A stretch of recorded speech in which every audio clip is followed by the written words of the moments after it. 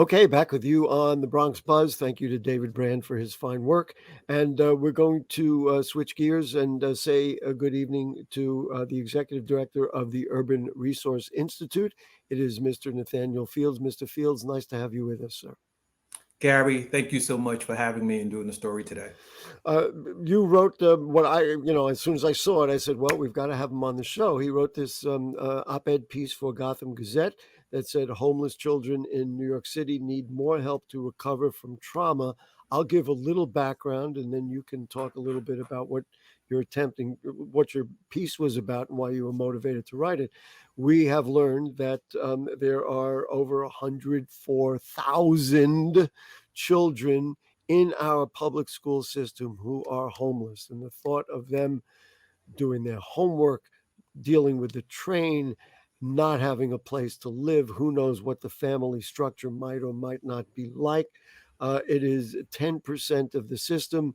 They're experiencing homeless. If you look at 35 kids, that means 3 or 4 children in every single classroom are homeless. And I love our teachers. They've got to deal with it.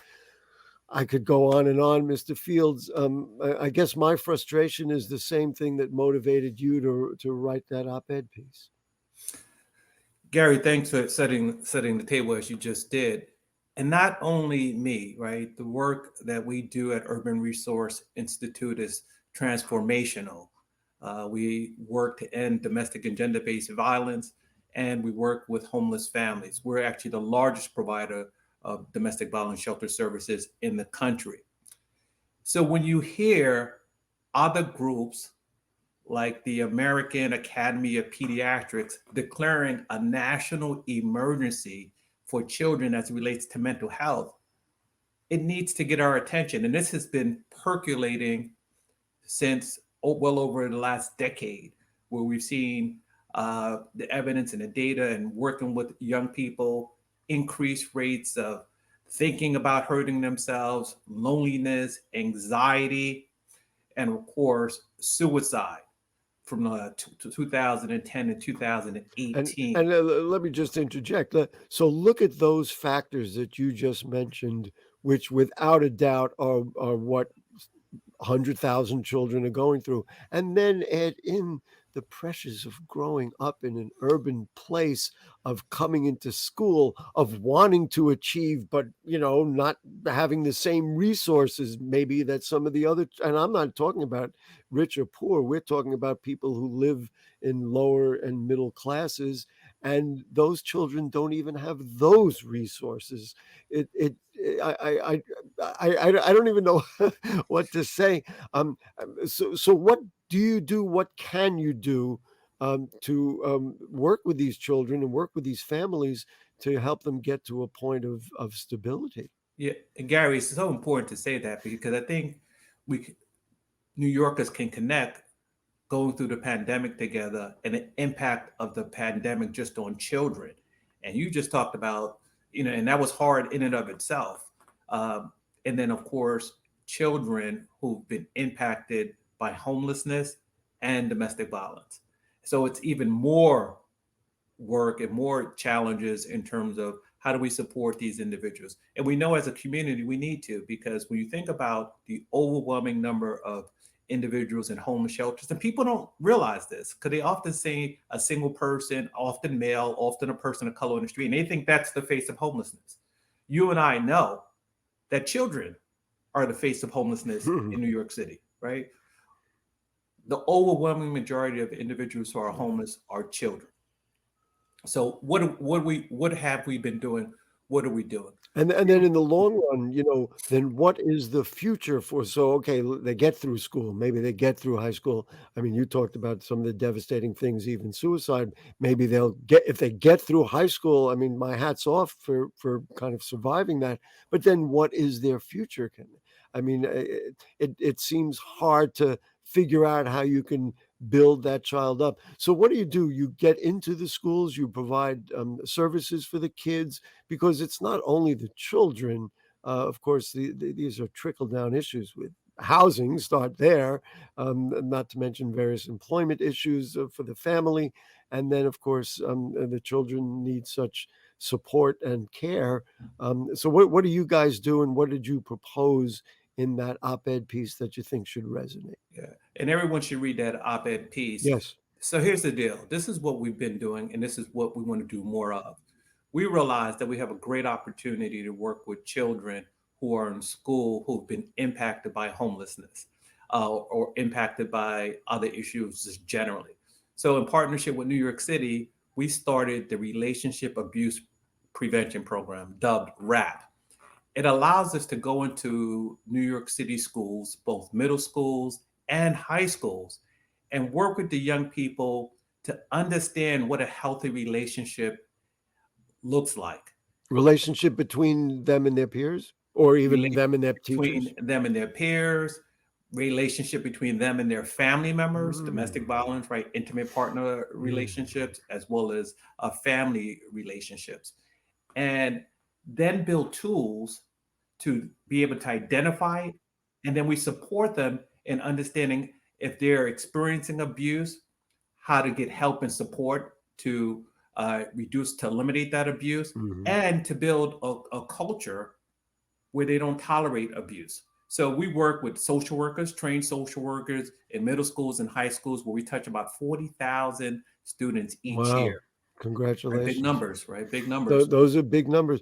And do you work in groups like you said in a classroom? Do you create special sessions? Do you do it after school? Are these curricular kinds of things? How do you actually, reach the children or start there? Or do you bring in mom and dad as well? I mean, what do you do? It is in that school a community, right? We have other resources in that school with other counselors and teachers. And what we do, it's New York City schools because space is always a premium. Yes. And so we really identify safe spaces in each of the schools or campuses we're on. And we work to make sure that rap is well known in the school. And then we work with young people individually and in groups. And what's even as exciting, we have young people learning and becoming peer experts. So they're leading these groups with other peers. And you know how powerful it is. One peer who has the right Yes, of course. information is engaging another peer. So individuals and groups and young people really talking about healthy relationships and building support. And the reason I'm talking about domestic violence and homelessness, because we know domestic violence, when you go to homeless shelters, homeless family shelters, a lot of individuals there would say, hey, I was driven here because of domestic Because violence. of a Right? problem in the home. Right. And we have our own Yeah. domestic violence shelter system in New York City. We have the homeless system, what many people know about. Not so many people know that we have a dedicated shelter system focused only on victims of domestic and gender-based violence. When you do this and you've done so much study of it and research of it, but things always come up, and certainly with children, you're going to hear stuff that you hadn't anticipated. I know you're not in every classroom, but what are the counselors saying? Is there anything out there that surprises you and says, I kind of didn't know that the kids might say this, or is it pretty much you understand fully what's going on out here? Like, is there a trend maybe that we might not be aware of? Each school has its own sort of Its own subculture, right? culture, yeah, Right. yeah. I'm amazed by our rap coordinators, those social workers in school, because they're, of course, trained, licensed social workers. Mm, They know how to engage students, they know how to help them feel safe, to have them build trust. And then in that trust, to really talk about what's happening in their home and what's happening in their community, because we talk about violence in and of itself. What surprises me is how come we don't have rap programs in every mm, schools, even the Bronx, right? When you think about a lot that's happening in the Bronx, we know the Bronx has been under resourced, right? The of mayor talk course. about that. Your Bronx borough We president talk Vanessa about it Gibson every about day. it. That's That's right. right.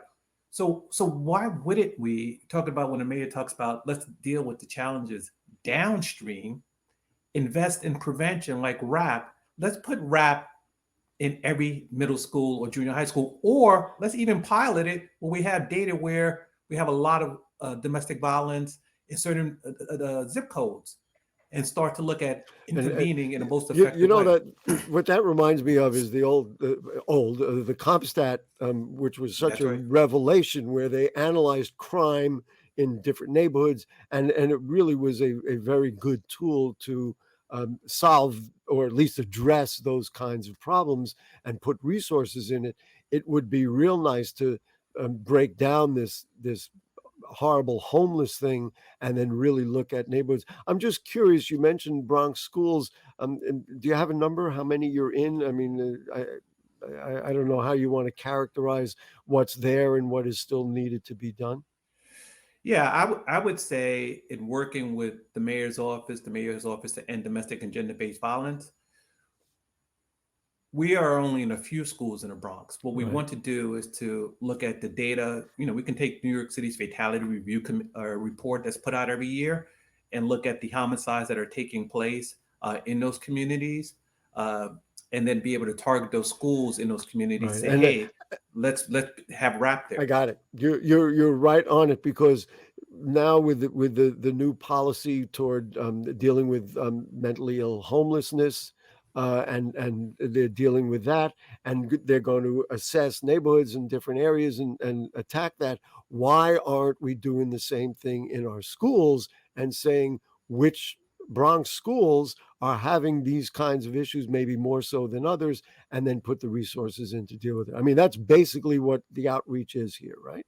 Right. And we know how cost effective it is, because if we don't deal with these issues early, like with our early rap, where we work with middle school and rap in general, we know that looking at the data over time, that over 50% of individuals impacted by domestic violence will more than likely be a perpetrator, do Yeah, harm to someone they care about, of or course, receive harm from somebody. that's right. Uh, And we and don't, so let's invest now. Let's and invest let's downstream. I vote yes. Put it on the ballot. Gary will vote yes.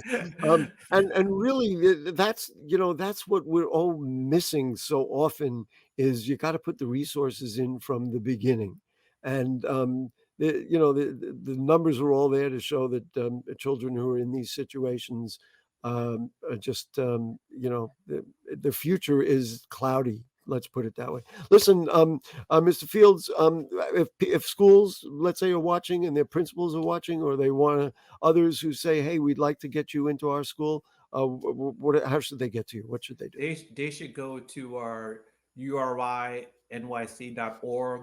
We have an events page, information page there. They can contact us. They can dial our main number, and they can contact us at 646-588-0030 to reach URINYC.org is the best way. So if those principals, Gary, are watching, they should reach out to us, go to our website. They can find us. And if the mayor's watching, let's not only do the schools, let's look at shelters where we have an overwhelming number of So children. you can Let's do put the rap in same. those You can do shelters. the same kind of program in the shelters. We can Uh, do the same program in the shelters. Nathaniel Fields, Executive Director at Urban Resource Institute. Thank you for everything you do. I mean, this And we thank you need for it. what you do. We need it like we need blood that runs through our veins. Thank you so much, folks. That'll do it for the Bronx Buzz this evening. Happy holidays to everyone, and we'll see you next week. Thanks to David Brand and of course to Nathaniel Fields. Good night. See you.